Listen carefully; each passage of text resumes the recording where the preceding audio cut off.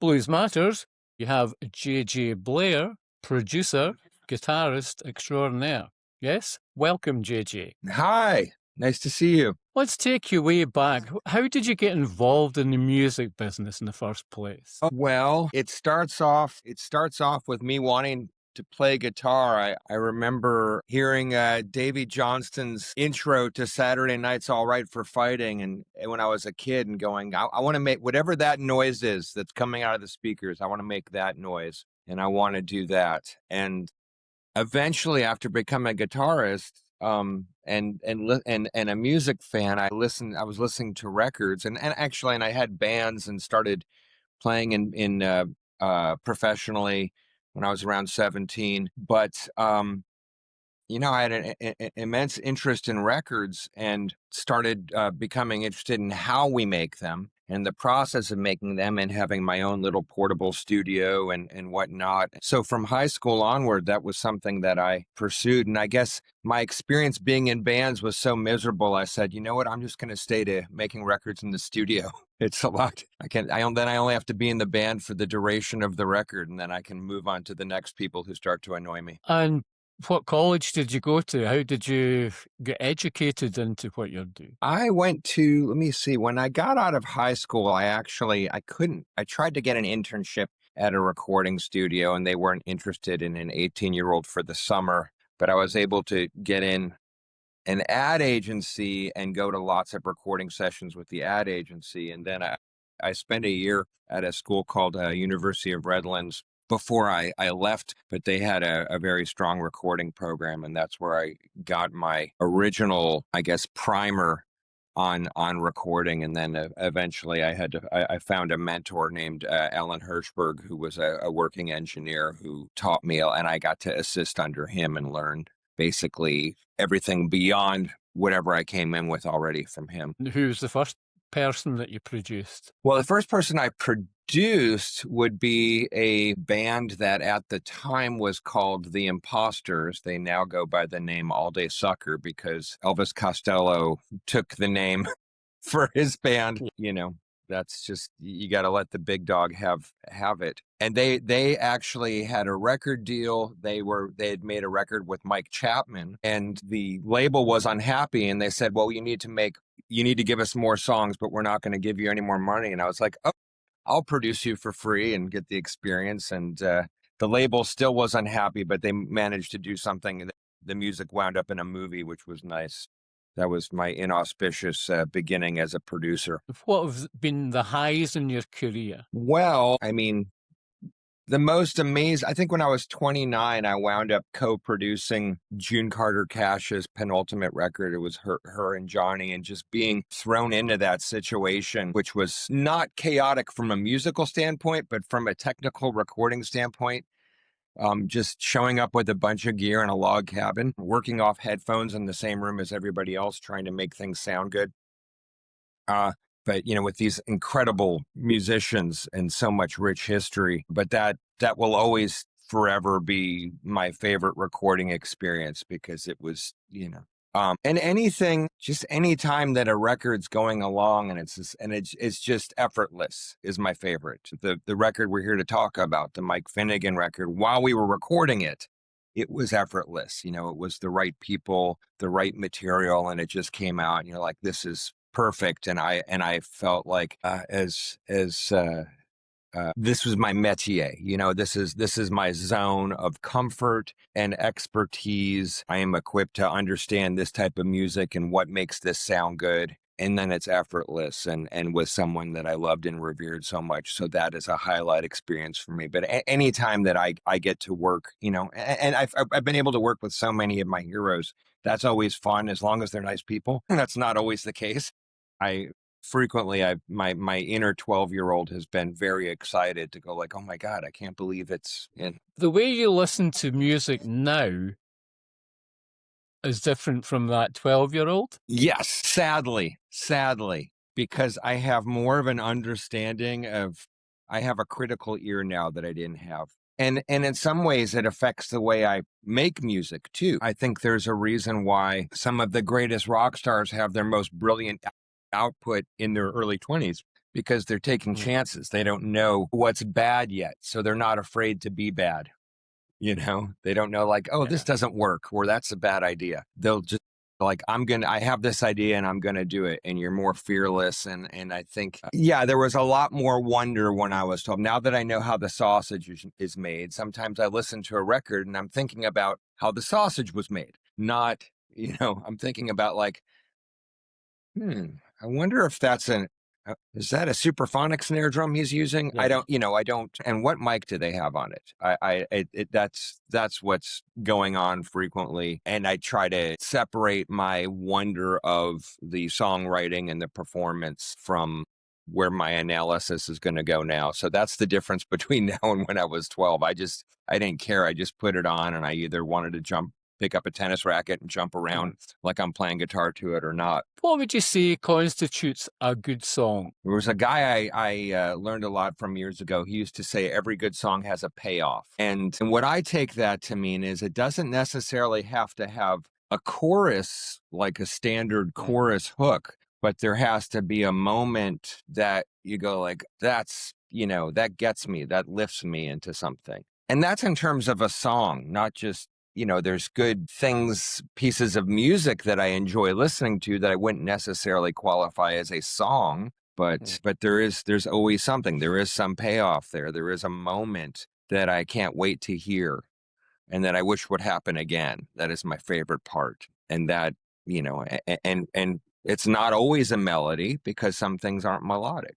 It's not always rhythmic, but frequently it's a melody that sticks in my head. Frequently there's a part that, I'm working on a record right now and I know I like it because there's parts in my head that won't go away. Like they're there when I'm sleeping. I can hear the bass part I came up with. I'm like, oh, I don't hate that bass part. That's a good bass part because it's stuck in my head. Sort of earworms kind of thing. Yes, exactly. That's.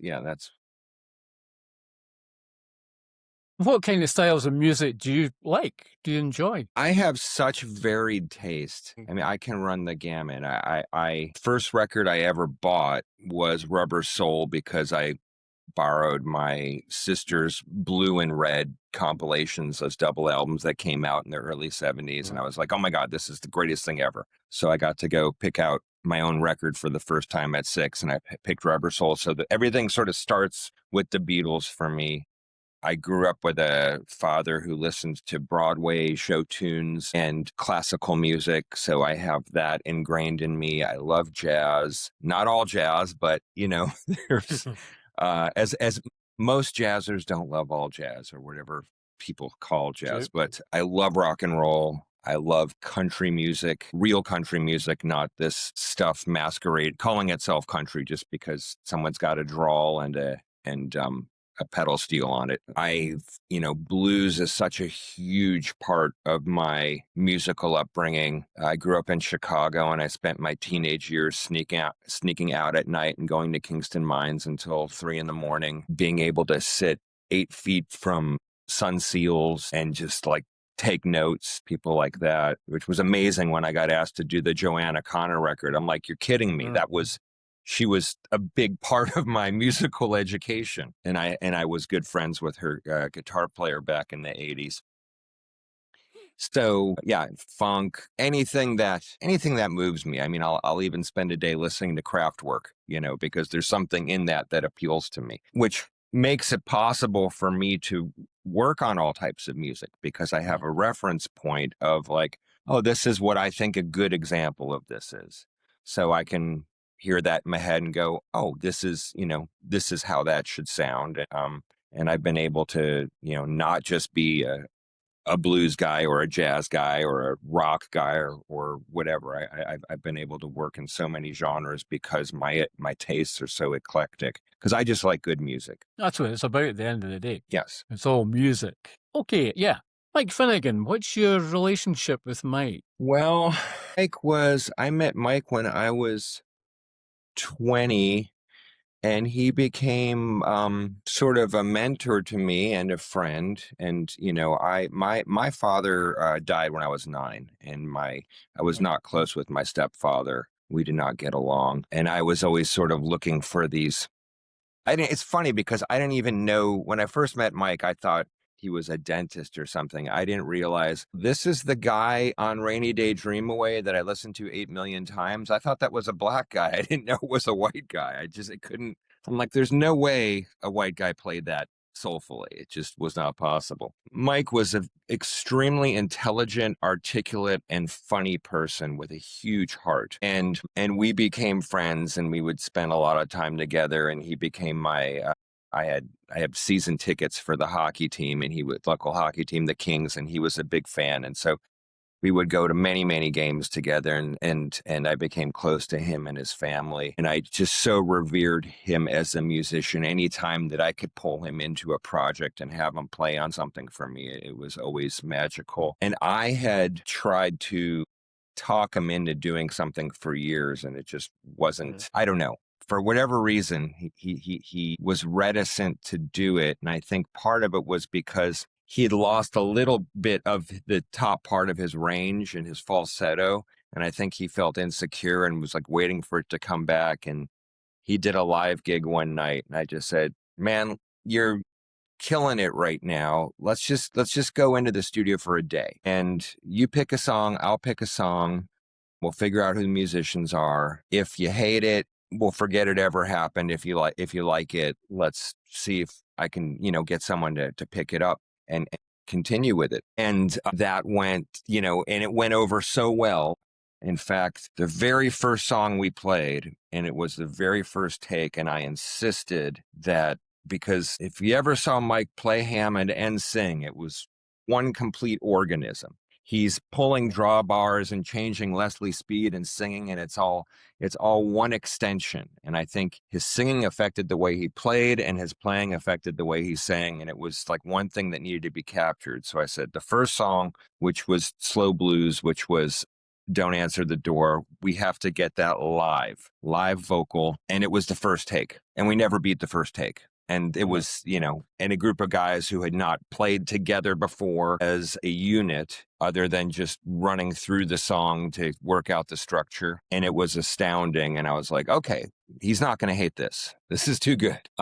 And sadly, Mike came down with liver cancer before we could finish the record, and COVID had stopped everything, but he was too weak, and we had tracked everything. I still needed a few more vocals, but he wound up dying of complications from the treatments, as is often the case in cancer. And there were 2 or 3 songs where I had to bring in guest vocalists to fill in what we didn't have, sadly. But on some, even his scratch vocal, where it was like, okay, that's, if we had a scratch vocal. He was such an amazing singer. I was at the scratch vocals going on the records. But if that answered the question, I'm not sure. And the production of the album, I mean, it's taken quite a long time to do. That was a thing. So when I did the first 2 songs, which were, my credit didn't go through, which I was the one that's like, I want to hear Mike sing some Freddie King, and because he could really lay into that stuff.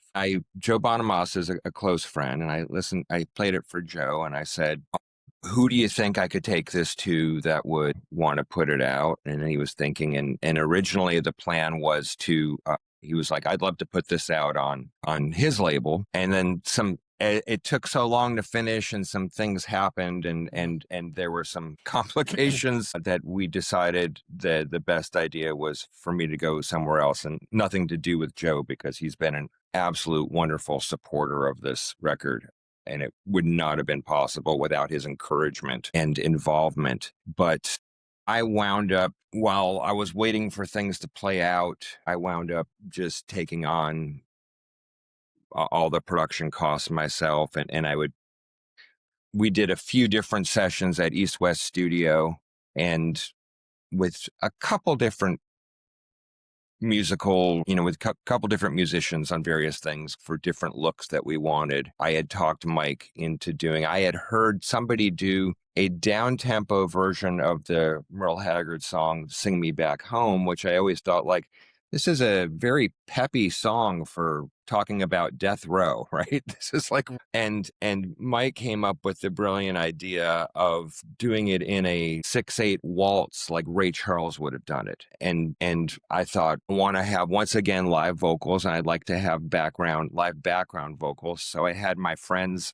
who play regularly together, Davey Farragher and Pete Thomas, who are Elvis Costello's rhythm section, and then Val McCallum, who plays with Jackson Brown. Davey and Val are amazing singers, and they're amazing harmonists. So I wanted to have them sing harmony live while we were playing. And once again, that plan came through. And then we went back to the original unit for everything else, but changed out some drummers. We had James Gadsden play drums. We had Tony Bronigal play drums, and my friend David Goodstein, who did a lot of the drumming, and horns and some guest sections. But yeah, most everything was tracked at East West with some overdubs done here at my place. Talk about some of the songs. I know you can talk about the songs forever. I think it was, you pick a song, I'll pick a song. That was, so we went 50-50 on that. Right. And like I said, for me, was one of the things that started the whole idea was him wanting to do something off Freddie King Burglar, which goes back to my exposure to Joanna Connor, because she used to do Pack It Up. And then when I was like 16 or 17, I went and bought that album, and I was like, oh, you can do blues and funk at the same time. That just blew my mind. And that became a whole rabbit hole for me to go down for the rest of my life.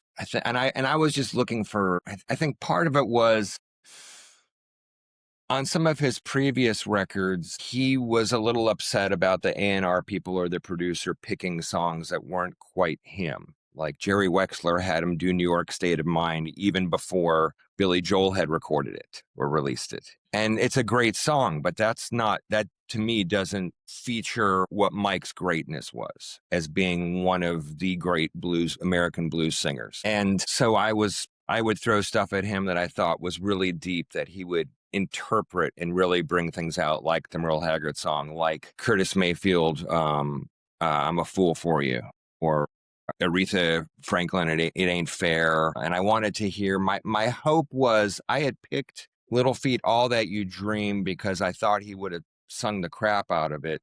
But I was hoping that we could get Bonnie Raitt to come and duet with him because of her association with Lowell and her brilliant slide playing. But Mike and Bonnie had a little falling out, and it never quite healed, and so that it didn't quite play out that way, sadly. I think that would have been a real treat for everybody, but Stephen Stills and his son Chris Stills did a really wonderful job doing the duet. And then Mike picked She's Not Just Another Woman, which I thought was a phenomenal choice. Lay Around and Love on You, which, because he was the biggest Ray Charles fan, and that was so much of who he was as a musician. And let's see, Don't Answer the Door. I'm trying to think what else. And the song that's about to be a single right now, which is Let That Liar Alone, sort of based on the Staples Singers version, which he wanted to do as a duet with his son, Kelly, who's a fantastic singer and keyboard player. He's a solo artist, and he also was in a band called the Monophonics, it's a very retro soul type of thing, but Kelly is just an absolutely brilliant vocalist who really knows how to do soul music. And that was a song that I had to piece together some of Mike's scratch, kind of singing along, but he didn't do the whole thing. He was just sort of doing a guide vocal, which is, his guide vocals were better than most people's finished vocals will ever be. And so I figured out how to divide up the lines to go back and forth between Kelly and Mike. And it took a while to get Kelly in because, I had to sort of respect the family's grieving process and whatnot. But that was one of the big delays in us finishing the record, was being able to have him in town and get him in. And he really did an amazing job. And it's sort of a highlight for me to hear I think the only time that father and son do a duet with these two. And it's B.B. King's 100th birthday. You chose 20 years of B.B. King. Can you talk about that one? Yes, that was Mike. I forgot. So, because Mike was good friends with Curtis Salgado and played on Curtis's version, which she wrote with Dave Duncan, which I think is a brilliant song. It's one of the, in terms of anything that's been written in the last 20, I think it's one of the best blues songs I've ever heard. It's such a brilliant lyric and a great catchy tune, and it doesn't fall into the standard, 12 bar or 16 bar blues that we know and love. It really has some really interesting musical stuff, but it's such a clever lyric, the way he keeps quoting B.B. King songs or references without somehow feeling trite. That could go wrong so easily. And the fact that he does it in a way that still sounds fresh and cool and not just, like a cliche. It's really a great song, and Joe Bonamassa played the guitar solo on that, and was really a nice punctuation, and there's some interplay, even though we did it as an overdub because they're musicians and they got to listen to what each one of them did. There's sort of interplay between like, oh, I'm going to answer this piece that Mike just played. And it creates a really nice conversation that after the fact that makes you feel like maybe this happened live, but it didn't. And Sing Me Back Home. Yeah, as I said, I picked that because I had heard somebody do a slow version of it, and I was so moved in a way that I was never moved by the original Merle Haggard version, which is just peppy. And I just felt, not only was Mike a great singer, he was such a great storyteller when he sang. And this is a story. This is a very emotional song about, a prisoner watching somebody being led to his death who wants to hear a song for the last time before he goes off to die. And I was like, I bet this would sound great if Mike sang it. And he agreed. And, there were a number of songs I threw out that he didn't agree with, but this was one that gladly he agreed with. And I did not see him changing it into like gospel waltz time when I threw it at him. And that just took it to a whole nother level of brilliance. Like I said, it feels like something that would have wound up on Ray Charles' New Directions and country and Western music. It felt like something like that to me. And you had Smokey Robinson coming doing the... Oh, yes, the way you do things too. So what happened, I was making a record with Smokey, and Smokey had told me the story about when he wrote that song, that they had signed the Temptations and they'd released a couple singles and nothing hit. And he and Barry were in a contest to see who can write their first hit, who can be their first hit. And he came up with the way you do the things you do, which if you study Smokey's brilliant songwriting, the lyric is very Smokey. And I said to Mike, would you be interested, because I'm thinking about in terms of not just it would be nice to have the two of them work together, but it would be helpful for any label to have cameos. And Smokey was amenable to this. I said, what about doing the way you do the things you do? And he goes, oh, everybody's done it. I'm like, but who's done it with Smokey? Like, nobody's done it with Smokey. And the most amazing thing for me out of it was when we tracked it, he came up with a totally different feel, which is that they call it like a broken wagon wheel, which is like the early James Brown stuff where it's like good dunk, good dunk, good dunk, good dunk. It's just this really laid back broken wagon wheel shuffle. And James Gadsden's on it. And I remember after we tracked it, I soloed out his drums, and he's doing what drummers aren't supposed to do, but Willie Big Eye Smith, who played with Muddy Waters, used to do. It's like everything's locked together, and so instead of having one thing doing this and this, everything's locked together going dun dun dun dun dun dun dun dun, and it's amazing, and the feel's incredible, and it's exactly what they teach drummers not to do, because you got to be really special to pull it off, and Gadsden, being one of the greatest, pulled it off. And I was like, wow, this is a jam now. This has a totally new thing. And sadly, this was one of the songs I was not able to get Mike to get a vocal from him.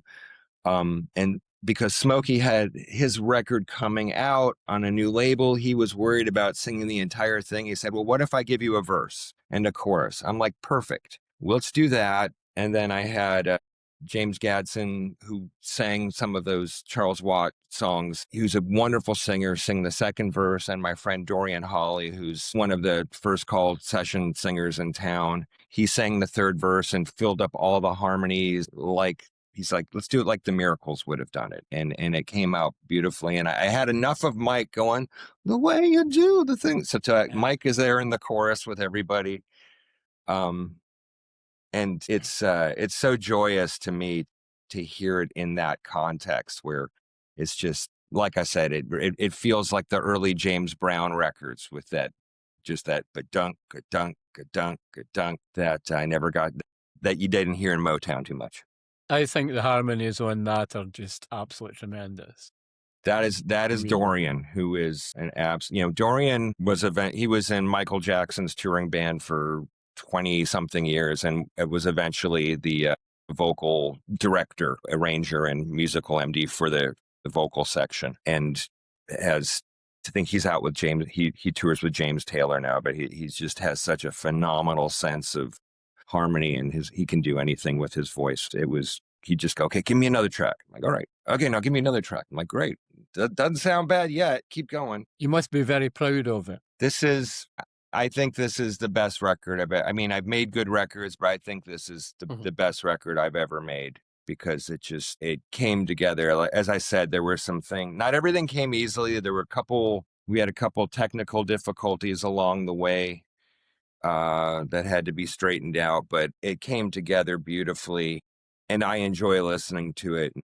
It's very important to me that Mike's daughter got a little upset with me because she misunderstood. I said before, it's the best record I ever made, and she thought I said it's the best record he ever made. I'm like, no, I wouldn't say that. But what I would say is, this is the record that I always wanted him to make. This is the record that featured the thing of that Mike's made some incredible records, particularly that Finnegan and Wood stuff. That he did, when he was young, that Crazed Hippies and things like that, or Crazed Hipsters.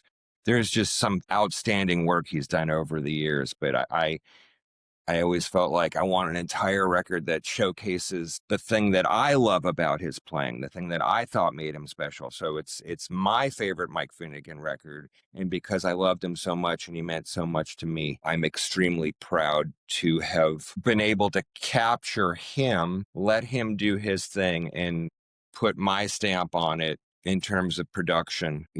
It's I don't know. I just have a lot of emotions about it, obviously, but I'm extremely proud of it. Such a good vocalist. It's from another planet that way.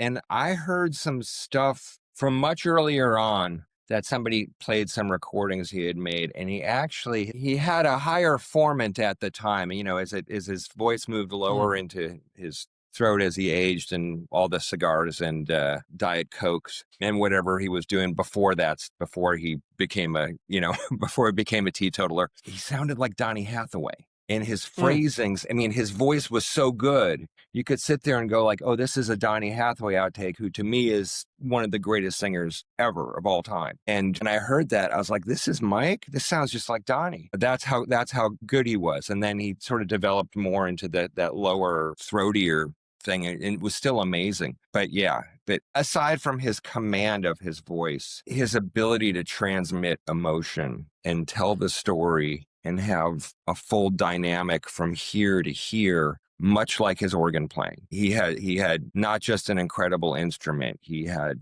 the Ferrari, and he knew how to drive it. Well, as you said before, it's a whole unit. His organ, playing the organ and singing, it's a whole unit. It's a whole chemistry with that. Yeah? Oh, yeah. Absolutely. Absolutely. That he was so schooled in a certain type of music and understood it so well. And he was one of the last people who really, how many people grew up learning how to play piano by listening to Fats Domino records, like that make you the real deal. That is your starting point of where you come from. And that depth of soul is going to come out in everything you do. That's an amazing thing. And I work with so many top level great session players, and so many people can do that stuff, But when you hear the guys who are like, oh yeah, this is what you started doing when you were 6, like, you know, there's a difference. Yeah. That's like blues music all over, isn't it? As well, you go back and it tries to evolve, but you have to learn from the masters. Yes, absolutely. And blues is a tough genre because if you try to expand it, there's a lot of pushback. You know, Joe Bonamassa receives a lot of pushback from purists because he's trying to, you know, he's tried to expand it into something else. Eric Gale's another person. I remember all the pushback against Stevie Ray Vaughan in the 80s. People don't remember, but I remember hearing blues snobs go like, yeah, if I want to hear Albert King licks, I'll go see Albert King.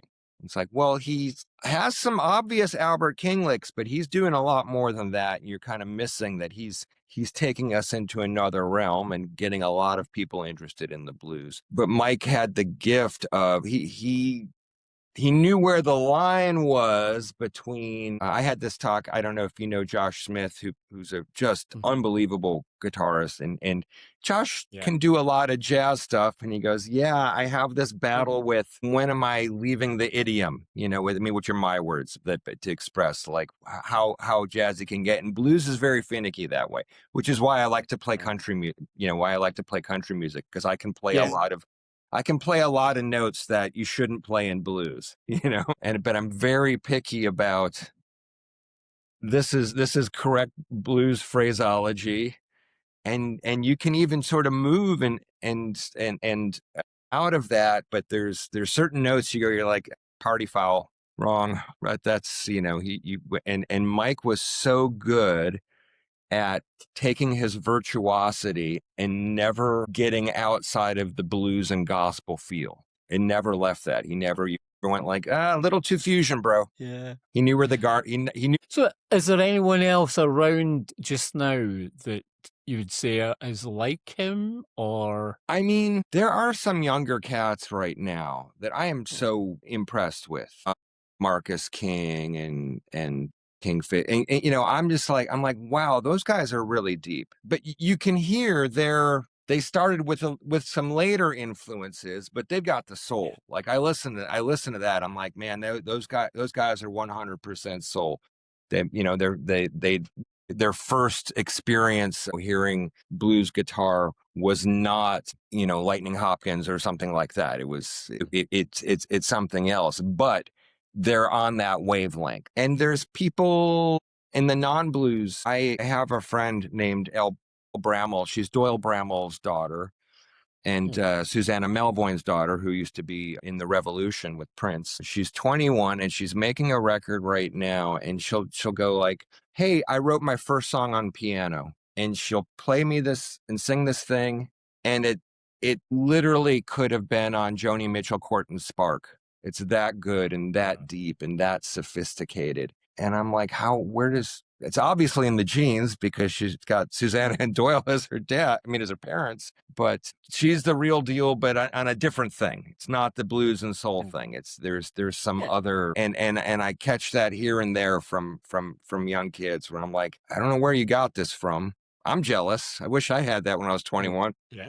I had to work hard for it, and I still didn't get that good. What would be your advice to a younger generation coming through and learning music in the first place? First off, figure out what moves you, and then just obsess on it, and just lock yourself in your bedroom and get really proficient. And then hopefully find somebody that style of music also moves, make that and target that audience, because this is, you know, things are different now. Everyone has to go out and get their own audience. There's no, you're getting signed by a label and they're going to go out and develop you. You gotta get on TikTok and Instagram and put your stuff out there and be able to perform live and go out there and find the audience that connects with you, or find an audience that's looking for something that you happen to enjoy doing and give them that. This is if you want to make, you know, I have my friend Justin Warfield is in a band called She Wants Revenge. Now, Justin grew up on soul music. He's got he's got a mixed race family. He's very steeped in soul music, but he also grew up on 80s music. And he saw there was a need for people who wanted to hear like the Bauhaus and other stuff like Joy Division, things. And so he put together a band like that, regardless of his other talents. And he said, you know what? I want to make a living as an artist. And I see an audience here that I can make some music that I enjoy that also speaks to me. And that band went over great. And it is the music business. I have just as much respect for anyone who wants to make a living as someone who wants to live in their car and do only the thing that they, that they think is real music. It's like you can make that decision too, but there's a lot. I've met a lot of people in bands over the years who some producer came along and said, you know what, Sugar Ray, we're going to stop doing all this rock stuff you're doing, and we're going to make I Just Want to Fly. And then they complain about that they're doing this, but hey, now they're millionaires. Things like that.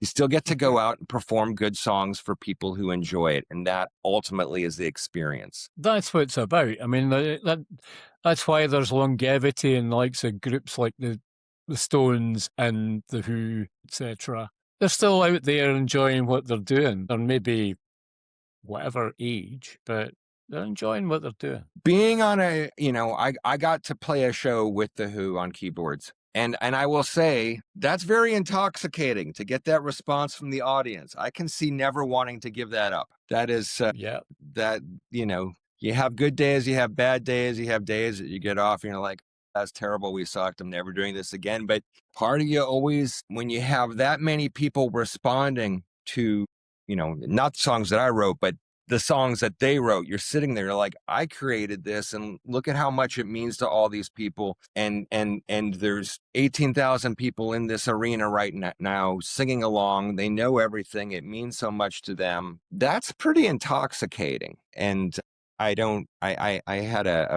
made a video recently talking about that because I was upset about people saying that so-and-so should give it up because they're no good anymore. It's like, well, people still want to see even the 30% good version of them because it's them.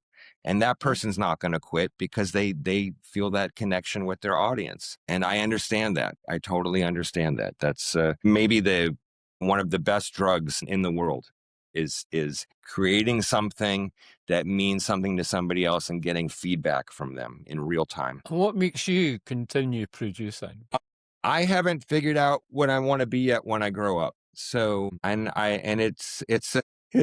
it's the skill set I have, I could do a number of other things. I just don't think I would have as much fun doing them. I guess I could become a carpenter or something, but some days it feels like a job. I'm making a record right now. My friend Chan Kinchla, who's in the band Blues Traveler, he said, I want to make a solo record, but I want to do it like Elliott Smith. And how about just you and I do it? We'll do a loop. I'll play acoustics. Then I wind up playing bass and keyboards. And I'm having more fun than I've had in a long time, just because we can try things. There's just like, let's try this, see if it works. Oh, it doesn't work. Yeah, let's try something else. And I am rediscovering what I love about this, because there's so many things for me that are a reflex right now that anyone who's just starting out, it's going to take them all day to figure something out.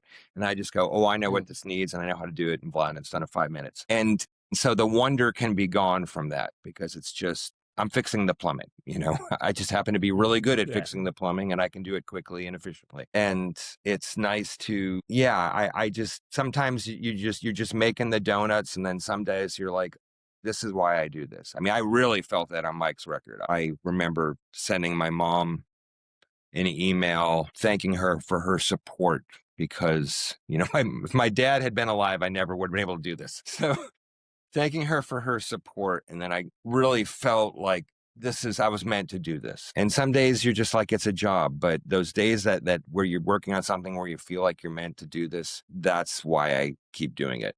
It's like, I really have developed a skill set and a talent over my entire life that really works for this. And how lucky am I that there's so many people who wish they could do this? How dare I get bored with it? I'm so fortunate to do this.